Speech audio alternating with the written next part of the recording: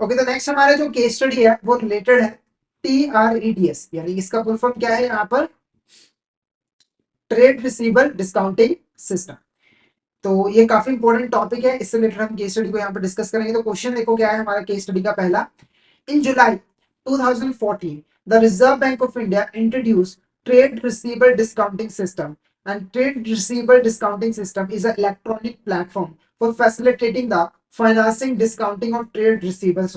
ठीक है, तो पहले यहाँ पर मैं आपको बता दूं इसका आंसर क्या रहेगा, ऑल ऑफ दी अबव। जो माइक्रो स्मॉल मीडियम इंटरप्राइजेस है, यानी कि जो हमारा एमएसएमई सेक्टर है, तो वो जब भी क्रेडिट पे सामान बेचता था, जो भी क्रेडिट सेल करता था, तो उसको फंडिंग की यहाँ पर कमी हो जाती थी, क्योंकि उसको टाइम पर पेमेंट जो है वो रिसीव नहीं हो पाती थी। इस चीज को देखते हुए आरबीआई ने 2014 के अंदर TRDS सिस्टम जो है वो लॉन्च किया। ये बेसिकली इलेक्ट्रॉनिक प्लेटफॉर्म है, जहां पर हमारा जो एमएसएमई सेक्टर है वो अपने ट्रेड रिसीवर्स को या फिर बिल्स पेबल को जो है, बिल्स रिसीवर्स को मल्टीपल फाइनेंशियर से, मल्टीपल बैंक्स एनबीएफसी से जो है वो डिस्काउंट करवा सकता है। यानी कि एमएसएमई को कहाँ जाना पड़ेगा, इस इलेक्ट्रॉनिक प्लेटफॉर्म पे जाएगा, और वहां पर वो क्या करेगा, बहुत सारी बैंक्स हैं उनके ऑफर्स देखेगा, और जो ऑफर बेस्ट रहेगा उस पे अपने जो है बिल रिसीवेबल को डिस्काउंट जो है वो कर लेगा। तो ये सिस्टम जो है बेसिकली लॉन्च किसके लिए किया गया था, माइक्रो स्मॉल मीडियम इंटरप्राइजेस के लिए, माइक्रो स्मॉल मीडियम इंटरप्राइजेस के लिए। क्लियर है आपको यहां तक, all is clear. Next question की बात करें।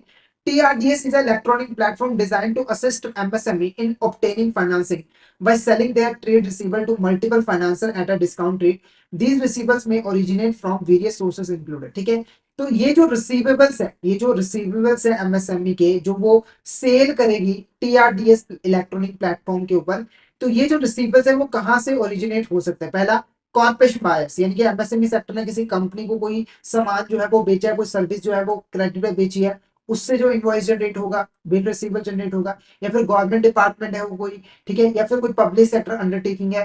तो फटाफट से बताइए इसका करेक्ट आंसर आपको क्या लग रहा है, कि ये जो इनवॉइसेज है जिसको इस प्लेटफॉर्म पे जाकर डिस्काउंट करेंगे एमएसएमई, वो कौन कौन से बायर से जनरेट होगा, corporate buyers, government department, public sector undertaking, या फिर ऑल ऑफ द। तो क्या होगा इसका करेक्ट आंसर, फटाफट से चैट बॉक्स में बताइए इसका करेक्ट आंसर आपको क्या लग रहा है, क्या होगा इसका करेक्ट आंसर।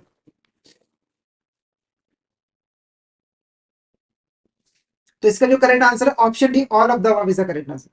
ये सारे के सारे हमारे यहाँ पर बायर्स हैं, इनसे जो है इनवॉइसेस जनरेट